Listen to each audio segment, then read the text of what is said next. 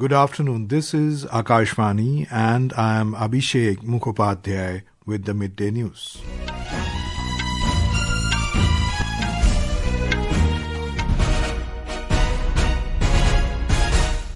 The headlines.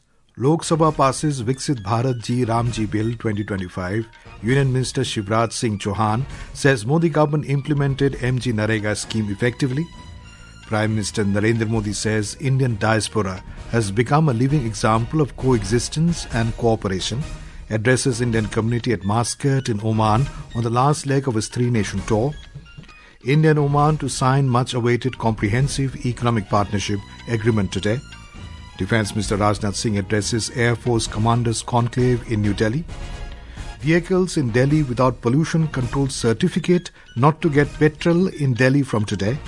And in badminton, men's doubles pair of Satwiksairaj Rankireddy and Chirag Shetty to play for semifinal in BWF World Tour Finals in Hangzhou, China today.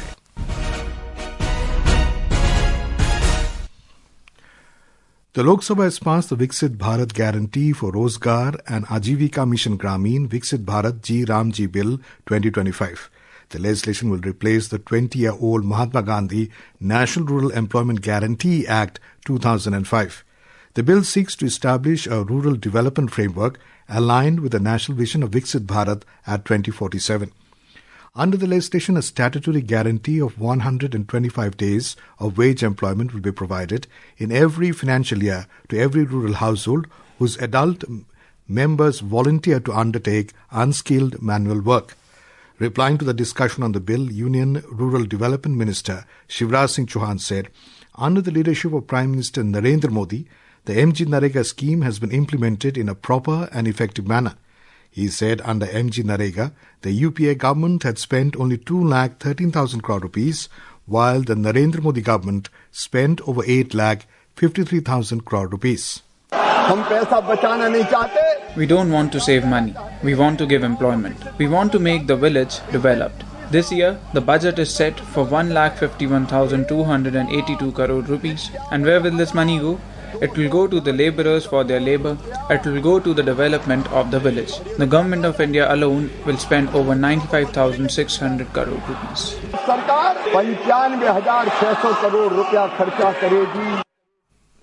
Our correspondent has more details on this bill. The Viksit Bharat Ji Ramji Bill represents a major upgrade over MGNREGA, fixing structural weakness while enhancing employment, transparency, planning and accountability. It will strengthen the rural economy through productive asset creation, higher incomes and better resilience. With a stronger social protection, better connectivity, deeper digital access and more diverse rural livelihoods, the new legislation aims to create both employment and durable rural infrastructure through 4 priority verticals. These are water security through water-related works, core rural infrastructure, livelihood-related infrastructure, and special works to mitigate extreme weather events. This landmark legislation aims to establish a future-ready, convergence-driven, saturation-oriented rural development architecture. The legislation also provides for unemployment allowance if employment is not provided within 15 days. With Dipendra, this is Anand Kumar for Akashvani News, Delhi. Prime Minister Narendra Modi has said diversity in India is a strong base of his culture, and for Indians every day brings in new colours, every season becomes a new festival, every tradition comes with a new idea. The Prime Minister was addressing the Indian community and students in Muscat in a program called Maitri Parv on the second day his visit to Oman today. The Prime Minister said wherever Indians go and wherever they live, they respect diversity. He said Indian diaspora has become a living example of coexistence and cooperation. Bharat में हमारी diversity हमारी संस्कृति का मजबूत आधार है. हमारे लिए हर दिन एक नया रंग लेकर के आता है. हर मौसम एक नया उत्सव बन जाता है. हर परंपरा एक नई सोच के साथ आती है. और यही कारण है कि हम भारतीय कहीं भी जाए, कहीं भी रहे, हम डाइवर्सिटी का सम्मान करते हैं. The program Maitri Parv celebrates the completion of 50 years of the Indian schooling system in Oman. The Prime Minister elaborated Maitri Parv as maritime heritage, aspirations, innovations, trust and technology, respect and inclusive growth. Earlier this morning, the Prime Minister addressed the India-Oman Business Summit in Muscat, attended by business leaders from both the countries. He said the summit will give new direction and momentum to bilateral ties between the two countries. Mandvi और मस्कत के बीच अरब सागर एक मजबूत bridge बना है, एक ऐसा bridge जिसने हमारे रिश्तों को मजबूत किया, कल्चर और इकोनॉमी को ताकत दी। आज हम विश्वास के साथ कह सकते हैं कि समंदर की लहरें बदलती हैं, मौसम बदलते हैं, लेकिन भारत ओमान की दोस्ती हर मौसम में और मजबूत होती है और हर लहर के साथ नई ऊंचाई को छूती है।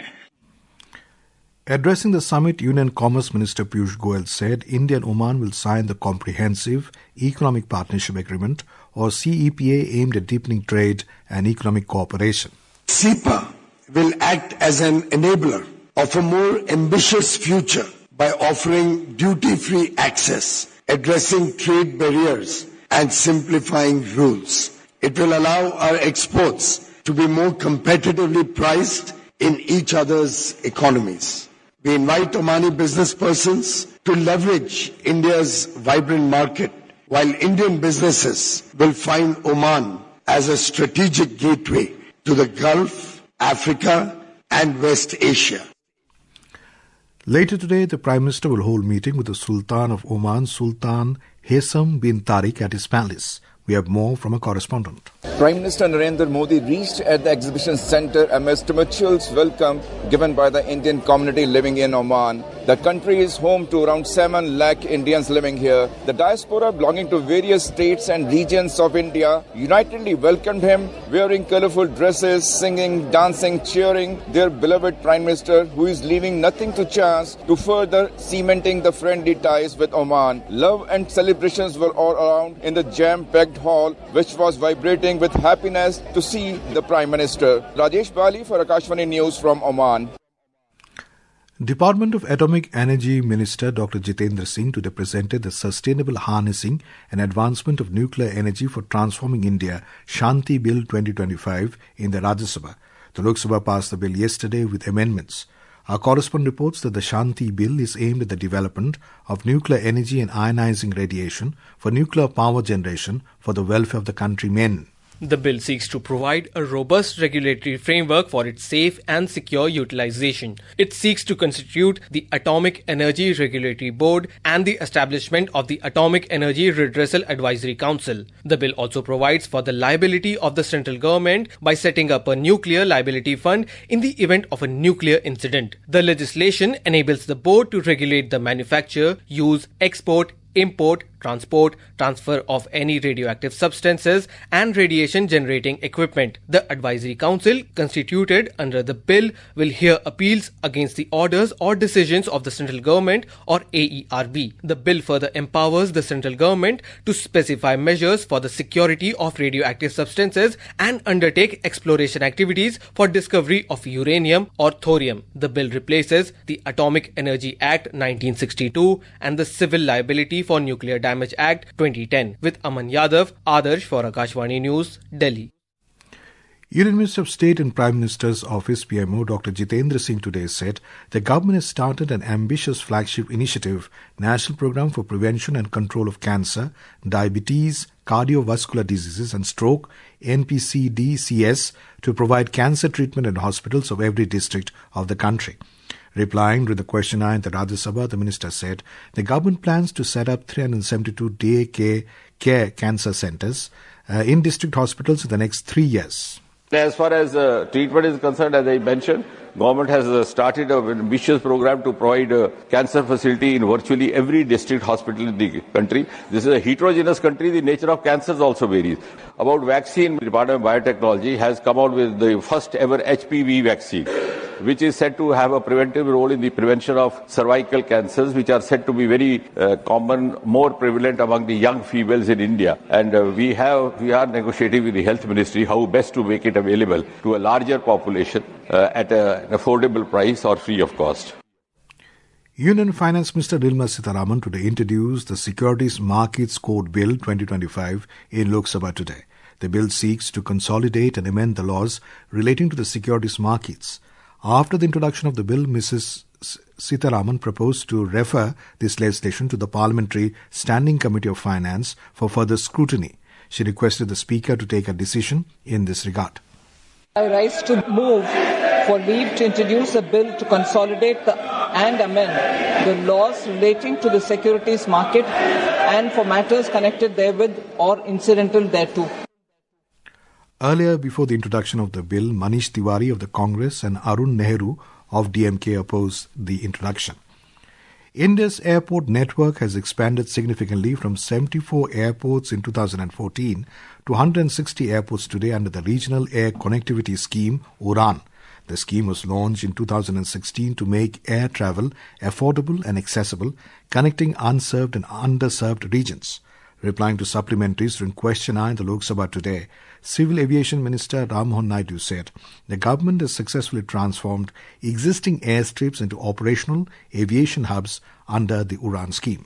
The ministry has always been very proactively working with the states in the construction. That is why in 2014, when we had 74 airports, now we have more than 160 airports in the country because that approach is there from the government, especially after the UDAN scheme. We have looked into the existing airstrips, which were from the pre-independence era also, and we have, through the UDAN scheme, converted these airstrips into operationalized airports. Defence Minister Rajnath Singh today asserted that Operation Sindoor has demonstrated India's high-impact, short-duration operational capability. Addressing the Air Force Commanders' Conclave in New Delhi, the minister commended the performance of India's air defence system and other equipment using effectively during Operation Sindoor and urged commanders to take lessons from the operation for every future challenge. He praised the courage, speed and precision with which the Indian Air Force destroyed the terror camps during the operation. This is Akashvani giving you the news. For quick news updates around the clock, follow us on our X handle at AIR News Alerts, and for details of stories and more, log on to our website www.newsonair.gov.in and download News on AIR app. The Delhi government has enforced the no PUC, no fuel rule from today as part of an intensified multi-pronged drive to curb worsening air pollution in the national capital.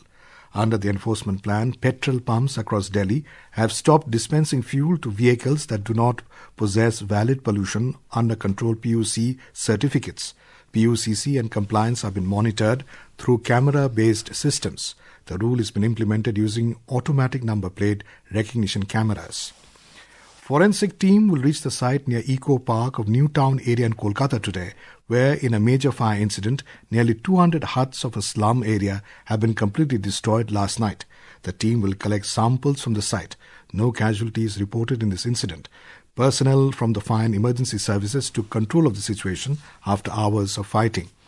In Bangladesh, security was heightened across Dhaka's diplomatic zone on Wednesday after police blocked a march by a group calling itself Julia Oikea, which had announced plans to proceed to the Indian High Commission in Gulshan.